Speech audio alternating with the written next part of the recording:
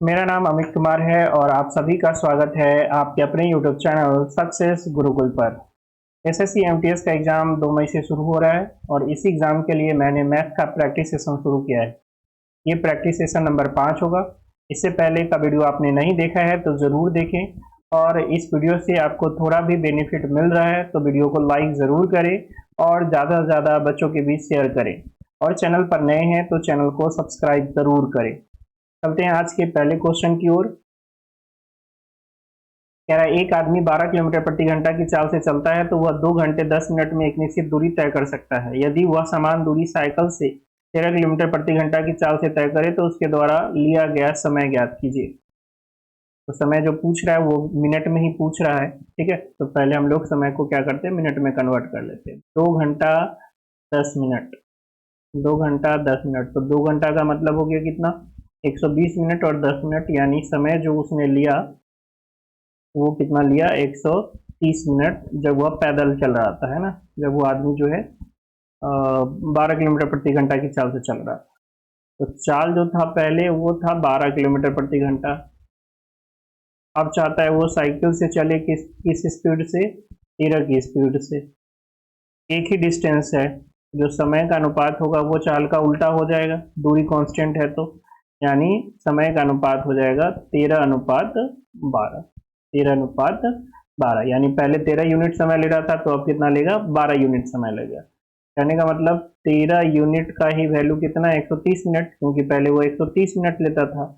तो एक यूनिट का वैल्यू कितना हो जाएगा, एक यूनिट का वैल्यू हो जाएगा 10 मिनट।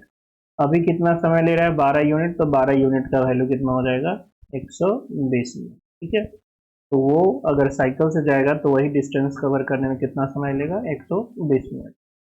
दूसरा तरीका ये था, इसमें रेशियो निकालने की आवश्यकता नहीं थी कि 12 की स्पीड से चला तो 130 समय लिया, तो डिस्टेंस हो जाएगा 12 गुना 130, मिनट में समय है तो इधर भी जो समय आएगा वो मिनट में ही आएगा। तो 13 की स्पीड से चलेगा तो कितना समय लगेगा पता नहीं, तो इंटू 3, तो 13 से कट गया ये कितना बार में, 10 बार में, यानी टी बराबर 120 मिनट। अब इसको डायरेक्ट इस तरह से भी कर सकते, ठीक है।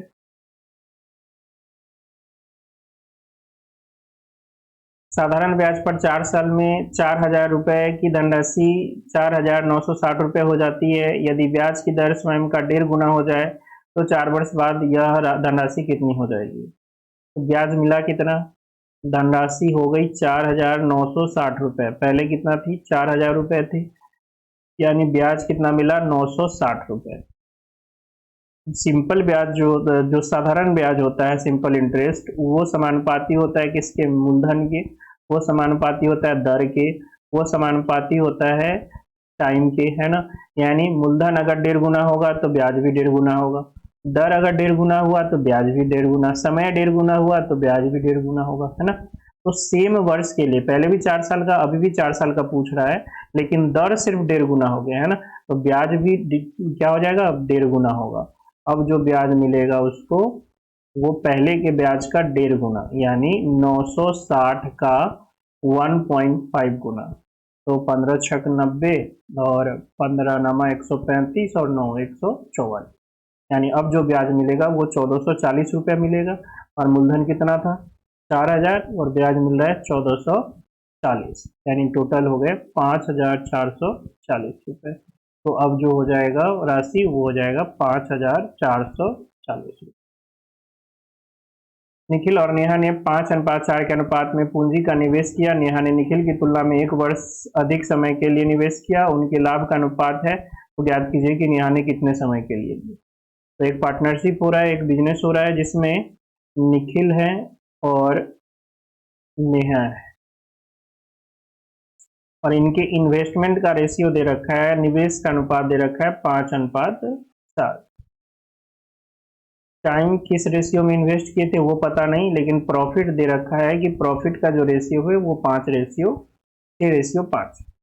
आपको पता है कि टाइम गुना इन्वेस्टमेंट यानी निवेश गुना समय करते तो प्रॉफिट का रेशियो आता है, और हमें प्रॉफिट का ही दिया हुआ है और निवेश का दिया हुआ है। तो प्रॉफिट में अगर हम लोग भाग कर दें किससे, निवेश के रेशियो से, यानी 6/5 अनुपात 5/4, तो हमें किसका अनुपात मिल जाएगा, टाइम का अनुपात मिल जाएगा। तो 6×4 = 24 अनुपात 25। यानी निखिल और नेहा द्वारा लिए गए समय, जितने समय के लिए निवेश किया गया था उन समय का रेशियो 24:25। यानी नेहा कितना यूनिट ज़्यादा ले रही, 1 यूनिट, और टाइम भी दिया हुआ था कि कितना वर्ष ज़्यादा ले रहा है, 1 वर्ष ज़्यादा ले रहा है। यानी 1 यूनिट का वैल्यू हो गया 1 वर्ष। तो नेहा का पूछा है, नेहा कितना ले रही है, 25 यूनिट, तो 25 यूनिट का कितना हो जाएगा, 25 वर्ष, है ना। तो नेहा जो है बिजनेस में कितने वर्ष के लिए काम की, 25 वर्ष के लिए। एक समलंब प्लेट की दो समांतर भुजाओं की लंबाई जो है 15 सेंटीमीटर और 9 सेंटीमीटर, उनके बीच का दूरी 6 सेंटीमीटर है।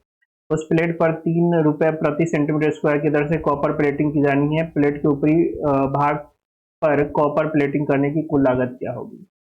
एक इस तरह का जो है समलंब के आकार का प्लेट है और इसको ऊपर से जो है प्लेटिंग करानी है कॉपर की। प्रत्येक सेंटीमीटर स्क्वायर का खर्च 3 रुपया है, तो पूछ रहा है कि टोटल खर्च कितना होगा। तो ये पूरा एरिया हम लोग निकाल लेते हैं। एरिया क्या होता है, समलंब चतुर्भुज का क्षेत्रफल क्या होता है, 1/2 गुना समांतर भुजाओं का योग गुना ऊंचाई। तो समांतर भुजाओं का योग कितना है, 15 और 9 यानी 24, और ऊंचाई कितनी है, जो दोनों के बीच का डिस्टेंस है वो 6 है। 2 से कट गया 12 बार में, यानी 12 छक 72 सेंटीमीटर स्क्वायर।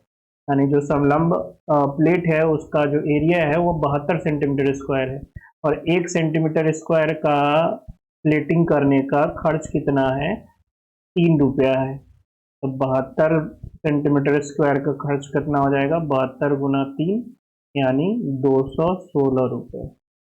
216 रुपये का खर्च आ जाएगा। अरुण ने एक पुराना कंप्यूटर खरीदा और उसकी मरम्मत पर 110 रुपये खर्च किए। फिर उसने इसे भोला को 20% के लाभ पर बेच दिया। भोला ने इसे 10% की हानि पर चंदन को बेच दिया, और चंदन ने अंततः 10% के लाभ पर इतना में 1188 रुपये में बेच दिया। अरुण ने कंप्यूटर कितने में खरीदा था। तो देखिए डायरेक्ट हमें जो है लास्ट वाला से अरुण यानी पहले वाले के पास जाना है, तो हम लोग जो है उल्टा चलेंगे। यानी लास्ट में जो बेचा वो 1188 रुपये में बेचा। तो लास्ट वाला प्रोसेस देखिए क्या था, चंदन ने इसको इतना में बेचा था 10% के लाभ पर। 10% का मतलब क्या होता है, 10% का मतलब होता है 1/10, यानी 10 का वस्तु 11 में जा रहा है, यानी ये कितना का वैल्यू है, ये 11 का है, हमें 10 का चाहिए। तो ये हम कहाँ पहुंच गए, ये पहुंच गए चंदन के क्रय मूल्य पर। अब भोला बेचा था चंदन को 10% की हानि पर, यानी 10% की हानि मतलब ये 9 का वैल्यू है, तो हमसे 10 का चाहिए। ये आ गया क्या, भोला का क्रय मूल्य। अब फिर उल्टा बैक मारेंगे, यहाँ से 20% के लाभ पर बेचा गया था। 20% का मतलब 1/5, यानी ये 6 का वैल्यू है, तो हमें 5 का वैल्यू। तो हम कहाँ पे आ गए, हम आ गए अरुण के द्वारा इस पर जो इन्वेस्टमेंट किया गया था, यानी टोटल खर्च उसका जो आया था वो, यानी टोटल क्रय मूल्य। तो 11 से कट गया ये, 11 कम 11 और 0, 11 अठे 88 और 9 छक 54, और ये 54 दूना 108, यानी कितना हो गया, 5 दूना 10, यानी टोटल उसका जो अमाउंट आया वो 1000 रुपये। बट 1000 उसका क्रय मूल्य नहीं है, उसने इसमें 110 रुपया जो है मरम्मत पे भी खर्च किया था, है ना। तो 110 रुपया उसका मरम्मत का निकाल लें, तो वो कितना में खरीदा था, 890 रुपया में इसको खरीदा था, ठीक है। 890 रुपया उसका क्रय मूल्य पड़ा। कराए खाली टंकी को नल ए 6 घंटे में भर सकता है, उसी टंकी को नल बी 8 घंटे में खाली कर सकता है। यदि उन्हें ए ने शुरू करते हुए वैकल्पिक घंटों में खोला जाता है, तो टैंक पहली बार कितने समय में भरेगा। देखिए एक जो है नल ए है जो 6 घंटे में भर सकता है, और एक नल बी है जो 8 घंटे में खाली कर सकता है। ये खाली करने वाला नल है। तो टोटल अगर हम मान लें कि टोटल कैपेसिटी जो टंकी का है वो इसका इसमें कितना हो जाएगा, 24, है ना। यानी टोटल कैपेसिटी जो है इसका 24 है। यानी ए जो है 1 घंटे में 4 भरता है, तो बी जो है 1 घंटे में 3 खाली कर देता है। यानी टोटल शुरुआत किसने करा है, ए। यानी पहला घंटा ए भरेगा, फिर दूसरा घंटा बी खाली करेगा, फिर ए भरेगा, फिर खाली करेगा। यानी पहला घंटा में 4 भरा और दूसरा घंटा में 3 खाली हो गया। यानी 2 घंटे में कितना टंकी भरा, तो 1 यूनिट ही भरा, और हमें कितना भराना है, 24 यूनिट। गलती क्या करेंगे बच्चे कि 24 यूनिट करना है तो 24 से गुना कर दो तो 48 घंटे हो जाएगा, लेकिन नहीं, आपको ध्यान रखना है कि एक इसमें खाली करने वाला ही, जैसे ही 40 भर जाएगा अगले घंटे में ए 4 भरेगा, सॉरी जैसे ही 20 भर जाएगा अगले घंटे में ए 4 भरेगा और पूरा 24 फुल हो जाएगा, है ना। तो हमें सिर्फ 20 ही भराने हैं यहाँ पर। तो एक टैंक भरता है, 1 यूनिट टैंक भरता है 2 घंटे में, तो 20 यूनिट कितना घंटे में भरेगा, तो 20 गुना 40 घंटे में भरेगा। और अब अगला नंबर किसका आएगा, ए का, क्योंकि शुरुआत किसने करा है, ए ने करा है। तो अब अगला 1 घंटे में 4 घंटे में, सॉरी 1 घंटे में, 1 घंटे में ए कितना भर देगा, 1 घंटे में ए भर देगा 4 यूनिट, है ना। तो टोटल 41 घंटे में कितने भरा जाएंगे, 24 यूनिट। तो 24 यूनिट भरने में कितना लग गया, 41 घंटा लग गया, ठीक है। कह रहा है एक बैग को 12.5% की छूट पर बेचा जाता है, बैग का अंकित मूल्य 6400 रुपये है और अर्जित लाभ 25% है, तो बैग का क्रय मूल्य ज्ञात कीजिए। तो जो अंकित मूल्य दिया हुआ है वो 6400 रुपये है, ठीक है। और इस पर 12.5% की छूट, 12.5% का मतलब होता है 1/8, यानी ये 8 का तो इसका एसपी जो होगा वो 7 का हो जाएगा, यानी 6400 का 8/7, ये क्या आ गया, सॉरी 6400 का 7/8, ये एसपी आ गया।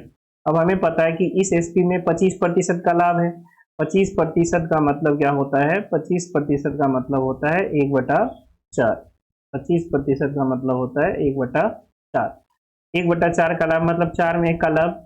इसका मतलब ये कितना का है, 5 का है, तो हमें कितना का निकालना है, 4 का निकालना है, ठीक है। तो 88 64 और 5 से कट जाएगा ये 16×5 = 80, यानी 160 गुना 28,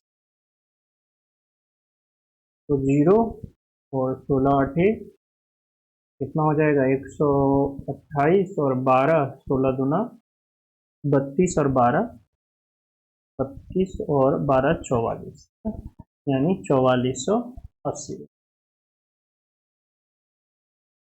एक कार का अंकित मूल्य पर दी गई 12%, 18% और 25% कर्मिक छूट किस एकल छूट के समतुल्य है। तो 3 छूट है, एक 12% का, एक 18% का और एक 25% का। तो कह रहा है कि तीनों मिलाकर एक छूट किसके बराबर होगा। 12% का मतलब क्या हो जाएगा, 12% का मतलब हो जाएगा 3/25 फ्रैक्शन में, और इसका मतलब 9/50 और इसका मतलब 1/4, यानी 25 की वस्तु 22 में जा रही है, 50 का वस्तु 41 में जा रहा है और 4 का वस्तु 3 में जा रहा है। तो इसको में अगर कैंसिल होने वाला है इधर से ऐसे तो कैंसिल कर सकते हैं, 2 से ये कट गया 11 बार में, 25 दूना 50 और सॉरी 25 ये 100, ये कितना हो जाएगा 2500, और इधर हो गया 123 गुना 11, यानी 3 और 3 2 5 और 1 2 3 और यहाँ पर 1, यानी 1353, यानी कह सकते हैं कि 25 का वस्तु कितना में हो गया, 13.53 में। तो कितना छूट मिला इसमें, तो 11.47 का छूट मिला, कितना पर, तो 25 पर और गुना 100%, यानी 25 चौका 100, 7 चक 28, 4 चक 16, 2 18 के 8 हासिल 1 और 11 चक 44 और 1 45, यानी 45.88% एकल छूट के बराबर होगा, तीनों छूट मिलाकर। फिर 3 केजी चावल का मूल्य 180 रुपये, 8 केजी चावल का मूल्य 5 केजी दाल के मूल्य के बराबर, 15 केजी दाल का मूल्य 2 केजी चाय के मूल्य के बराबर, 3 केजी चाय का मूल्य 6 केजी अखरोट के मूल्य के बराबर, तो 10 केजी अखरोट का मूल्य ज्ञात कीजिए। देखिए 3 केजी चावल का मूल्य दे रखा है 180 रुपये, है ना, ये चावल यानी राइस का मूल्य। तो 1 केजी का कितना हो जाएगा, 1 केजी का हो जाएगा 60 रुपये। अब हमें आगे चावल दाल में रिलेशन दे रखा है, दाल और चाय में, और चाय और अखरोट में दे रखा है। कह रहा है कि 8 केजी चावल, 8 केजी चावल जो है वो बराबर है 5 केजी दाल, दाल को हम पी से डिनोट करें पल्स, ठीक है। तो यहाँ से हमें क्या पता हो जाएगा चावल और दाल के जो मूल्य है उसका रेशियो पता हो जाएगा 5:8। ठीक है। इसी तरह दाल और चाय को टी से डिनोट कर ले तो उसका पता हो जाएगा कितना, 2:15। और चाय और अखरोट, तो चाय और अखरोट को वालनट को डब्ल्यू से डिनोट कर देते हैं, तो चाय और अखरोट का हो जाएगा 6:3 यानी 2:1। ठीक है। तो इन सबको हम लोग क्या कर लेंगे, मर्ज कर लेंगे। यहाँ पर R है, ये P है, ये T है और ये W है। ठीक है। R for rice, P for pulse, T for T और W फॉर वॉलनट। यानी चावल, ये हो गया आपका दाल, ये चाय और ये अखरोट। ये हो गया 5:8, ये हो गया 2:15 और ये हो गया 2:1।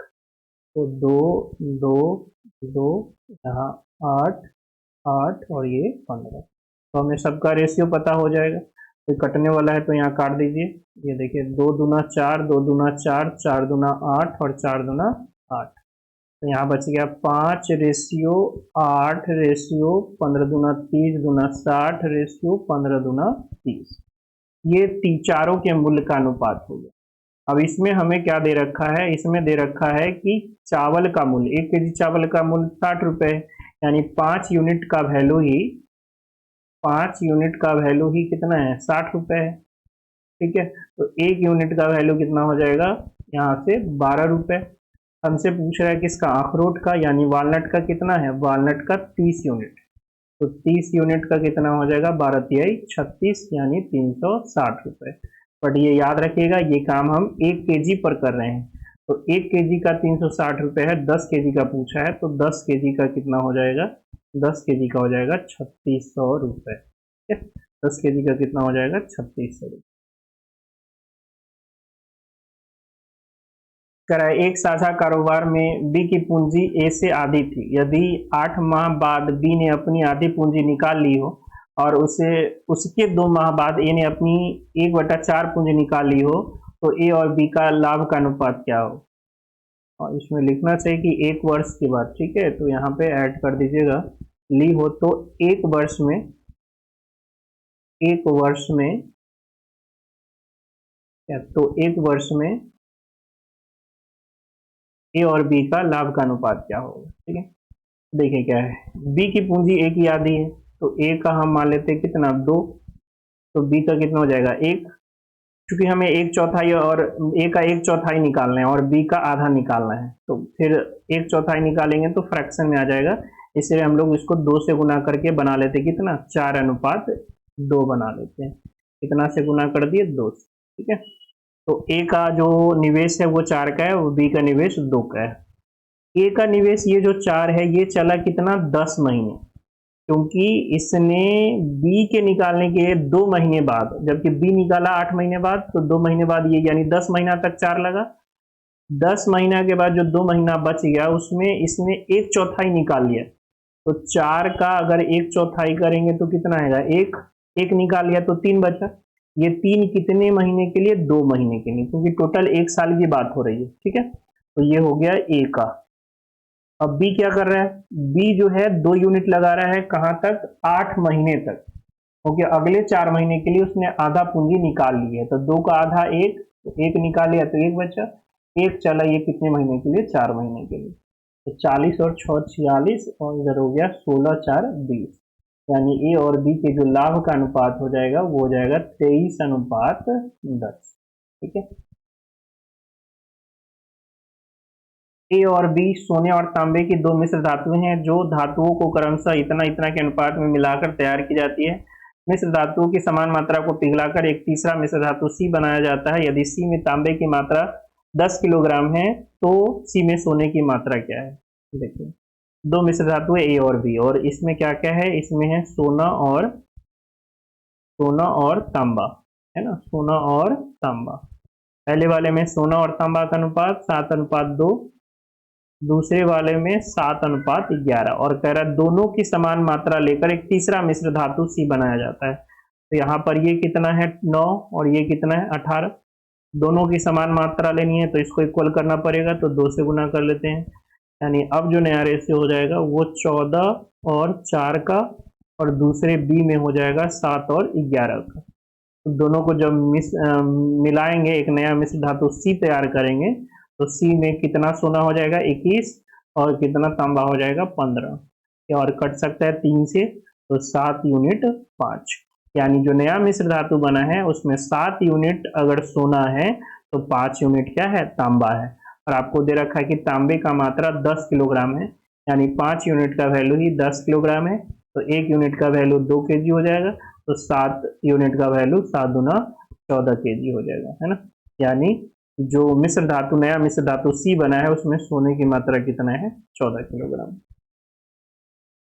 2 पुरुष और 7 महिलाएं जो हैं 28 दिनों में कार्य को पूरा कर सकते हैं, जबकि 6 पुरुष और 16 महिलाएं 11 दिन में कार्य को पूरा कर सकते हैं। 5 पुरुष और 4 महिलाएं एक साथ कितने दिन में कार्य पूरा करेंगे? देखिए, 2 पुरुष और 7 महिलाएं जो हैं ये काम करती हैं कितना, 28 दिन में। तो एक दिन का टोटल काम क्या होगा, तो जो पुरुष और महिलाओं की संख्या होती है उसको दिनों से गुना कर दे तो हमें टोटल वर्क मिल जाता है। तो ये 28 गुना कितना हो जाएगा, 56, और 28 गुना 7, 8 सत्ते 56 के 6, 7 गुना 14 और 5 196। ये एक दिन का काम हो गया, यानी टोटल वर्क हो गया। इसी तरह से इधर दूसरे कंडीशन में देखें तो कह रहा है कि 6 पुरुष और 16 महिलाएं मिलकर इसी काम को 11 दिन में करती हैं। तो इधर से अगर गुना करते तो 11 छक 66 पुरुष और प्लस में 11 गुना 16 यानी 176 महिलाएं एक दिन में, टोटल वर्क इतना हो जाएगा, है ना। तो ये दोनों टोटल वर्क एक ही काम का है, तो ये इक्वल कर देंगे यहाँ से। तो 10 पुरुष बराबर आ जाएगा क्या, 20 महिलाएं। 10 पुरुष बराबर 20 महिलाएं, यानी पुरुष और महिलाओं का रेशियो आ जाएगा 2:1, यानी पुरुष और महिला की जो क्षमता है उसका अनुपात आ गया 2:1, यानी 2 पुरुष जो है 1 महिला के बराबर है। 2 पुरुष जो है, सॉरी, पुरुष जो है अगर 2 काम कर रहा है तो महिला 1 काम कर रही है, इनके क्षमता का अनुपात, ठीक है। तो यहाँ से हम लोग टोटल वर्क निकाल सकते हैं, या तो हम इस वाले डेटा में रख ले या इस वाले डेटा में रख ले, तो हमें टोटल वर्क पता हो जाएगा। तो इसमें रख देते हैं 56 गुना पुरुष का कितना एफिशिएंसी है 2, और प्लस 196 गुना महिला का 1, यानी 112 प्लस 196 यानी 308। तो टोटल वर्क हमारा कितना है, 308। और ये टोटल वर्क हमें किससे कराना है, तो 5 पुरुष और 4 महिला से, है ना। 5 पुरुष और 4 महिला से, तो 5 पुरुष और 4 महिला का मतलब टोटल कितना हो गया, 5 × 2 प्लस 4 × 1, यानी 10 और 4 14, टोटल 14 एफिशिएंसी से काम कराना है और 308 काम हो रहे हैं। तो 308 काम कराना है और एक दिन में 14 काम कर रहे हैं, तो कितना हो जाएगा, 14 दूना 28 और 14 दूना 28, यानी कितना दिन लग जाएगा, 22 दिन लग जाएगा। शांत जल में एक नाव की गति 6 किलोमीटर प्रति घंटा है, यदि इसे धारा की दिशा में जाने की तुलना में धारा के विपरीत दिशा में 4 गुना अधिक समय लगता है, तो धारा की गति क्या है। देखिए, एक है धारा की दिशा में, धारा की दिशा, ठीक है, और दूसरा है धारा की विपरीत दिशा। तो धारा की दिशा जाने में जितना समय लगता है उसकी तुलना में, यानी उसके विपरीत जाने में 4 गुना अधिक समय लगता है, यानी इसमें अगर 1 यूनिट समय लग रहा है तो इसके विपरीत 4 यूनिट समय लगेगा, ठीक है। तो हम लोग शांत जल में नाव की चाल अनुपात धारा की चाल का अनुपात निकाल सकते हैं। कैसे, तो शांत जल में क्या हो जाएगा, दोनों को जोड़कर 2 से भाग करते तो शांत जल में, और दोनों को घटा के 2 से भाग करते तो धारा की चाल।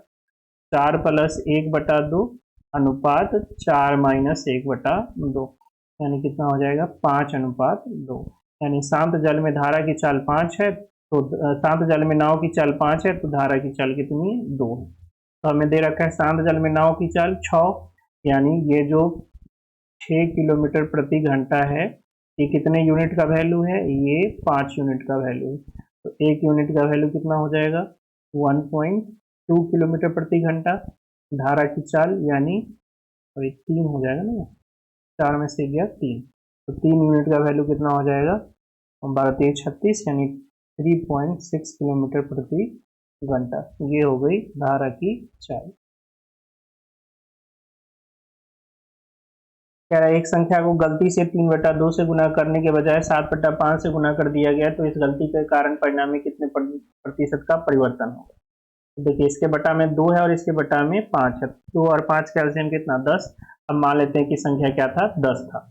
इस संख्या को गुना करना था कितना से 3/2 से, कहने का मतलब हमें कितना मिलता 15। लेकिन हमने इसको गुना कर दिया कितना से, हमने इसको गुना कर दिया 7/5 से, तो हमें कितना मिल जाएगा 5 दूना 10 यानी 7 दूना 14। तो एग्जैक्ट आंसर कितना था 15, लेकिन गलती से हमने कितना लाया 14। तो कितना का परिवर्तन हो गया, 1 का परिवर्तन कितना में 15 में गुना 100%, है ना। यहाँ से 3 से कट जाएगा ये 20 बार में, यानी 20/3%। और 20/3 का मतलब होता है 6.2/3%। चलते हैं आज के आखिरी क्वेश्चन की ओर। कह रहा है किसी निश्चित राशि पर 20% प्रति वर्ष ब्याज की दर पर 2 वर्षों का साधारण ब्याज 250 रुपये है, तो समान ब्याज दर पर समान अवधि के लिए समान राशि पर चक्रवृद्धि ब्याज क्या होगा। तो सब कुछ सेम है, आपको दे रखा है 2 वर्ष का साधारण ब्याज 20% की दर से, तो उसी राशि पर उतना ही समय अवधि के लिए उसी दर से चक्रवृद्धि ब्याज क्या होगा। तो देखिए 2 साल के लिए अगर आपका साधारण ब्याज 250 रुपये है, मतलब पहला साल भी 125 रुपये मिलेगा और दूसरे साल भी ब्याज में 125 रुपये मिलेगा। ये तो हो गई साधारण ब्याज की बात, क्योंकि साधारण ब्याज हर एक साल बराबर होता है। अगर 2 साल का 250 रुपये तो प्रत्येक साल 125 रुपया मिलेगा।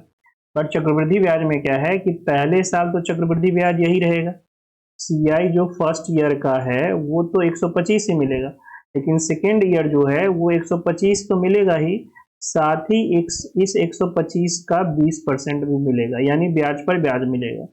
तो 125 का 20% हम लोग इसमें जोड़ देंगे तो कितना हो जाएगा 20/2500, यानी 5 से कट गया ये 25,000।